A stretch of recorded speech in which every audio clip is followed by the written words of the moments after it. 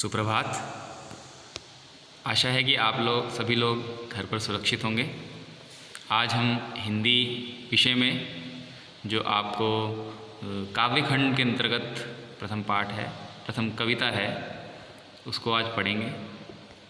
ये देखिए, आप देख सकते हैं यहाँ पर कि वाक कविता है, ठीक है। इसकी जो कवित्री है ललित गद्य, कश्मीरी भाषा की प्राचीन कवित्री है। और ये जो वाक है एक छंद है कश्मीरी, ठीक है। तो इसी में जिस प्रकार सवैये होते हैं और चौपाई होती है हिंदी में, उसी प्रकार एक वाक भी क्या है, छंद है। उसी छंद के अंतर्गत हिंदी का जो अनुवाद किया गया है आपके लिए। तो इसमें सबसे पहले ये बताएं कि भक्ति का स्वरूप जो है, जो हठ योग से भक्ति ईश्वर को प्राप्त करने की जो साधना है, उसमें लगे रहने की अपेक्षा जो प्रेम मार्ग है वो काफ़ी सरल है। यही बताने का जो यहाँ पर प्रयास कवित्री द्वारा भी किया गया है।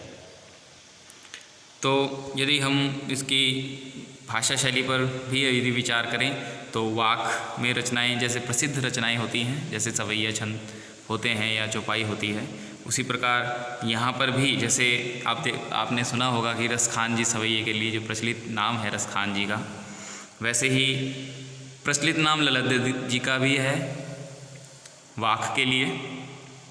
तो इसमें जो कविता का भाव है, हम प्रथम इसका जो वाक है, और कुल इसमें 4 वाक हैं।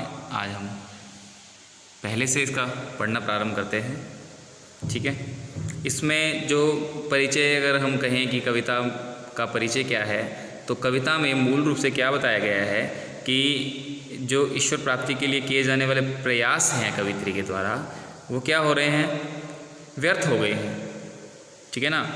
और यहाँ पर संसार से लिप्तता जो है, संसार में जो आसक्ति है, उसको बताया गया है कि संसार में जो मोह माया में आसक्त होकर जो मनुष्य है, ठीक है, और अपने जो मूल उसका जो उद्देश्य है काम मोक्ष की प्राप्ति जो है, उसको भूल जाता है, ठीक है। और ये भी बताया गया है कि भेदभाव का विरोध कर ईश्वर की जो व्याख्या है वही सही है, ठीक है। तो इसको प्रारंभ करते हैं। पहला है, रस्सी कच्चे धागे की खींच रही मैं नाव, जाने कब सुन मेरी पुकार, करे देव भवसागर पार। पानी टपके कच्चे सकोरे, व्यर्थ प्रयास हो रहे मेरे, जी में उठती रह रहे हुक, घर जाने की चाह है घिरे। कवित्रियाँ कहती है कि आत्मा रूपी जो नाव को यहाँ कच्चे धागे यार शरीर से मैं खींच रही हूँ। यानी कि आत्मा को किससे खींच रही हूँ, शरीर से, क्योंकि आत्मा का वास कहाँ होता है, शरीर के अंदर होता है, और शरीर के कारण ही वो इधर उधर चलता है। कौन, आत्मा रूपी जो हमारा शरीर है, जो देह है, उसके अंदर जो आत्मा है, उसको मैं खींच रही हूँ किससे, अपने शरीर से। यानी कि रस्सी कच्चे धागे की खींच रही मैं नाव, एक नाव को यानी कि आत्मा को कच्चे धागे से यानी शरीर से खींच रही है, यानी कि चल रहा है जीवन। जाने कब सुन मेरी पुकार, करे देव भवसागर पार। और ईश्वर जो हैं कब मेरी प्रार्थना सुनेंगे और मुझे इस संसार रूपी सागर से मुक्ति दिलाएंगे। यानी कि इस संसार से मुक्ति दिलाने का जो काम है वो तभी संभव हो पाएगा ना कि जब ईश्वर चाहेंगे और मुझे मोक्ष की प्राप्ति होगी। और ईश्वर कब चाहेंगे, जब मेरी साधना सफल होगी, मेरे जो प्रयास हैं मोक्ष को पाने के, मोक्ष की चाह रखने के, वो तभी संभव होंगे जब ईश्वर चाहेंगे। तो ये पुकार कर रही है कवित्री कि मेरी पुकार सुने और मुझे भवसागर से पार करें। पानी टपके कच्चे सकोरे, व्यर्थ प्रयास हो रहे मेरे, मेरे जो सारे प्रयत्न हैं ऐसे व्यर्थ हो रहे हैं। जैसे मिट्टी के कच्चे सकोरों पर यदि पानी भर दिया जाए तो वह टूट जाते हैं। मिट्टी का जो कोई घड़ा होता है ना, तो उसको समय से पहले ही उसमें यदि पानी डाल दिया जाए तो क्या हो जाता है, टूट जाता है। ऐसे ही लगता है कि मेरे प्रयास भी उसी कच्चे घड़े के समान, कच्चे सकोरे के समान हो रहे हैं। कोशिश जो है मेरी, यानी कि कहीं ना कहीं मेरी कोशिश में क्या है, कमी पाई जा रही है, इस कारण मैं भवसागर से पार नहीं हो पा रही हूँ। जी में उठती रह रहे हुक, घर जाने की चाह है घेरे। और कवित्री के मन में जो इच्छा रहती है, घर घर करती है, जो बार बार तड़पता है उसका हृदय जो है, तो वो क्या है कि ईश्वर संसार को छोड़कर प्रभु के पास जाने की इच्छा, घर जाने की इच्छा नहीं, प्रभु के पास जाने की इच्छा, जिसका आसार नहीं है ऐसे संसार को छोड़कर ईश्वर के पास जाने की जो इच्छा है, घर जाने की जो चाह है, प्रबल इच्छा, वो पता नहीं कब तक पूरी होगी। उसको घेरती रहती है, वो घर जाने की चाह है, जो इच्छा है, ठीक है ना। भवसागर से, जिससे कहते हैं कि कहती है कवि की कवित्री कि मैं जो है घर चली जाऊं जल्दी, यानी कि ईश्वर के पास चली जाऊं जल्दी और मैं मोक्ष को प्राप्त हो जाऊं, और ये जो चाहत है मेरी, ये पता नहीं कब तक पूरी होगी, ठीक है। तो इस प्रथम वाक्य में यही भावार्थ निकलता है कि जो जो भवसागर से पार जाने के लिए इस शरीर को खींच रही है, ठीक है ना, शरीर से आत्मा को खींच रही है कवित्री, प्रभु भक्ति के बिना ये संसारिक मोह माया जो का बंधन जो है नहीं छूट सकता है। और पानी टपकने का आशय यहाँ बताया गया है, समय जो है पानी टपकी जा रहा है और समय जो है व्यतीत होते जा रहा है, समय जो है निकली जा रहा है, समय बड़ा निरंतर है, काल जो है किसी के लिए रुकता नहीं है, ठीक है। तो समय जो है वो चली जा रहा है अपनी गति से, ठीक है, और कवित्री प्रभु से मिल नहीं पा रही है, अर्थात उसकी भक्ति जो है निष्फल हो पा रही है। तो यही सब इसमें बताया गया है। अगला जो वाक्य है उसको पढ़ते हैं। खा खा कर कुछ पाएगा नहीं, न खा कर बनेगा अहंकारी, सम खा तभी होगा समभावी, खुलेगी सांकल बंद द्वार की। कहते हैं यह कवित्री कि मनुष्य को सांसारिक विषय वासनाओं से बचने के लिए प्रोत्साहित यहाँ पर किया जा रहा है। खा खा कर कुछ पाएगा नहीं, अर्थात जितना तू लोभ करेगा तो कुछ भी प्राप्त नहीं होगा। अर्थात लालच क्या है, सबसे बुरी बला है, और मोह माया में व्यर्थ तुम विषय कामनाओं में आसक्त न हो। विषय हैं वो मनुष्य को जो आसक्त कर देती हैं, एक आदि बना देती हैं उनका, कि उनके बिना रहना क्या हो जाता है, असंभव सा हो जाता है। और इनसे भरण पोषण जब करता है मनुष्य तो तुझे कुछ भी नहीं मिलता, न खाकर बने पाएगा कुछ भी नहीं, अर्थात खा खाकर कुछ पाएगा नहीं, और तू स्वयं ही दूसरों को श्रेष्ठ समझेगा तो तेरे मन में अहंकार भी हो जाएगा।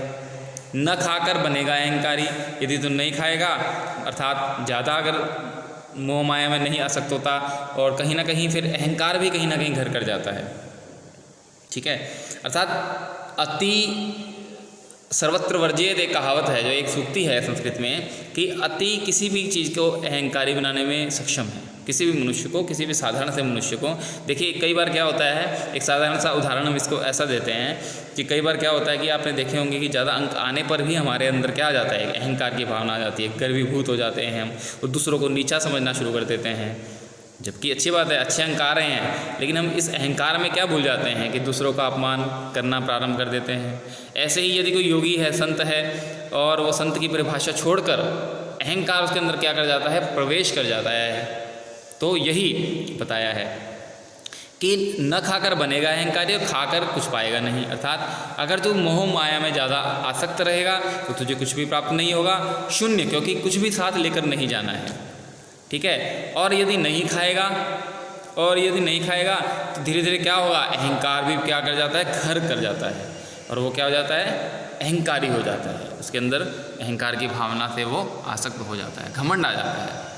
तो इसका निचोड़ क्या है, आगे बताया है कि सम खा तभी होगा समभावी, खुलेगी सांकल बंद द्वार की, कि यदि तुम सम खाओगे, सम खाते यहाँ क्या तात्पर्य है कि हमें अपनी इंद्रियों पर नियंत्रण रखना चाहिए, सुख दुख को समभाव से देखना चाहिए, बिल्कुल बैलेंस बनाकर, बिल्कुल तुलनात्मक, उसको तुलना जो है बिल्कुल ऐसे नहीं कि हमें जब खुशी मिलती है तो हम बहुत खुश हो जाते हैं, और जब दुख मिलता है तो हम बहुत दुखी हो जाएं। सुख दुख को बिल्कुल समानता से, सहजता से स्वीकार करना ही क्या है, समभाव है, और जो समभाव रखता है वही मोक्ष को भी प्राप्त करता है। यानी कि यदि श्रेष्ठ होना है आपको अपने जीवन में, तो आपको सबसे पहले क्या बनना पड़ेगा, समभावी बनना पड़ेगा। तभी क्या होगा, जो बंद द्वार है उसकी सांकल जो है, उसकी जंजीरें जो हैं, जंजीरों में जो जकड़ी हुई है, यानी कि ऐसा हो जाता है कि मोक्ष के द्वार में जाने से पहले हम किसी जंजीरों में जकड़े हुए हैं। वह जंजीरें क्या हैं, काम को, क्रोध जो है, मोह लोभ सब जो हैं यही है, ठीक है। इनको कब तोड़ सकता है मनुष्य, जब वो समभावी हो जाएगा, यानी कि समभाव से सबको देखना प्रारंभ कर देगा, ठीक है, सभी रिश्तों को, सभी बंधुजनों को एक भाव से देखें। ये नहीं कि जिसके पास बहुत पैसा है तो उसकी वाहवाही श्रेष्ठता कर दी और जिसके पास पैसा नहीं है तो उसको नीचा दिखा दिया, ऐसा नहीं होना चाहिए।